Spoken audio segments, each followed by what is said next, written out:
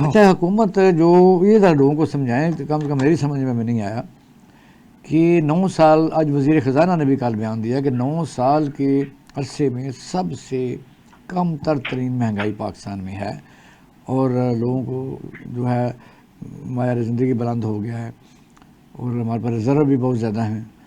تو اب میں تھوڑی سی بات کر کے آگے جاتا ہوں۔ میرے پاس یہ ہے کہ 2022 سے ہم لیتے ہیں 9 اپریل سے پہلے ڈالر 150 کا یا 149 کا تھا، اور وہ ہو گیا 280 کا۔ اچھا گھی تھا 170 کا، وہ ہو گیا 450 کا۔ تو پٹرول تھا 149 کا، وہ ہو گیا 260۔ آٹا جو تھا وہ 10 کلو کا یعنی 400 کا تھا، اب ہو گیا 1500 کا۔ 60 روپے تھا، اب 200 روپے ہے۔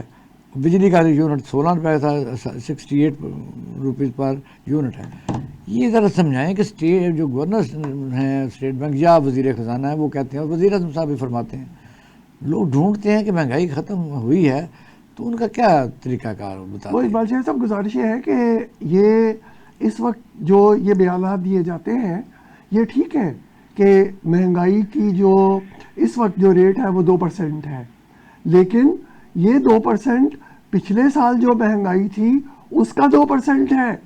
اگر آج سے 3 سال پہلے کوئی چیز 100 روپے کی تھی، وہ ان 3 سالوں میں 100 روپے والی چیز اب وہ 250 روپے کی ہو چکی ہے، اور لیکن اب اس کی رفتار 2% کے حساب سے اب وہ 255 کی ہو رہی ہے۔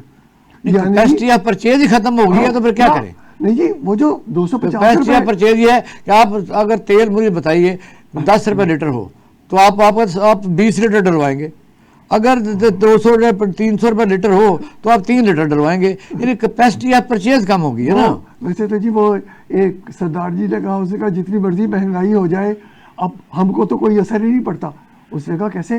یہ دیکھو پٹرول مہنگا ہو گیا، کہتے چاہے 100 روپے لیٹر ہو چاہے 300 روپے لیٹر ہو، ہم نے تو 500 روپے کا مہینے میں ڈلوانا ہے۔ تو گزارش یہ ہے کہ مہنگائی بڑھنے کی رفتار جو ہے وہ کم ہوئی ہے، لیکن جو مہنگائی پہلے ہو چکی ہے وہ بوجھ تو اپنی جگہ پہ قائم ہے نا۔